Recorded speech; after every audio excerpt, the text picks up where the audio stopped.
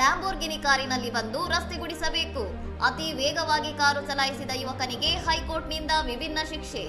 ಜನವರಿ 20ರಂದು ಅತಿ ವೇಗ ಮತ್ತು ಅಜಾಗರೂಕತೆಯಿಂದ ಲ್ಯಾಂಬೋರ್ಗಿನಿ ಕಾರು ಚಲಾಯಿಸಿದ್ದ ಚಿರಂತನ್ ಎಂಬಾತನ ವಿರುದ್ಧ ಕೆಂಗೇರಿ ಸಂಚಾರ ಠಾಣೆಯಲ್ಲಿ ಪ್ರಕರಣ ದಾಖಲಾಗಿದೆ. ವಿಚಾರಣೆ ವೇಳೆ ಆರೋಪಿ ಪರ ವಕೀಲರು ತಪ್ಪಿನ ಅರಿವಾಗಿದೆ, ಸಮುದಾಯ ಸೇವೆಯಡಿ ಸಂಚಾರ ನಿಯಮಗಳ ಬಗ್ಗೆ ಮಕ್ಕಳಿಗೆ ಪಾಠ ಮಾಡುತ್ತೇನೆ ಎಂದು ನ್ಯಾಯಾಲಯಕ್ಕೆ ತಿಳಿಸಿದರು. ಇದಕ್ಕೆ ತಕ್ಷೇಪ ಎತ್ತಿದ ಸರ್ಕಾರಿ ವಕೀಲರು, ನಿಯಮ ಉಲ್ಲಂಘಿಸಿದವನೇ ಪಾಠ ಮಾಡುವುದು ಸರಿಯಲ್ಲ, ಬದಲಾಗಿ ಗಿಡ ನೆಡುವಂತಹ ಕೆಲಸ ನೀಡಲಿ ಎಂದು ವಾದಿಸಿದರು.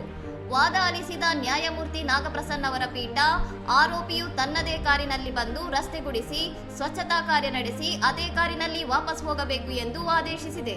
ಶ್ರೀಮಂತಿಕೆಯ ದರ್ಪ ತೋರಿಸುವವರಿಗೆ ಸಾರ್ವಜನಿಕ ಜವಾಬ್ದಾರಿಯ ಪಾಠ ಕಲಿಸಲು ಈ ವಿಭಿನ್ನ ಶಿಕ್ಷೆ ನೀಡಲಾಗಿದ್ದು, ಸಾರ್ವಜನಿಕ ವಲಯದಲ್ಲಿ ಭಾರಿ ಮೆಚ್ಚುಗೆ ವ್ಯಕ್ತವಾಗಿದೆ. ಇನ್ನಷ್ಟು ಸುದ್ದಿಗಳಿಗಾಗಿ ನೋಡ್ತಾ ಇರಿ ಸೌರಂ ಟಿವಿ.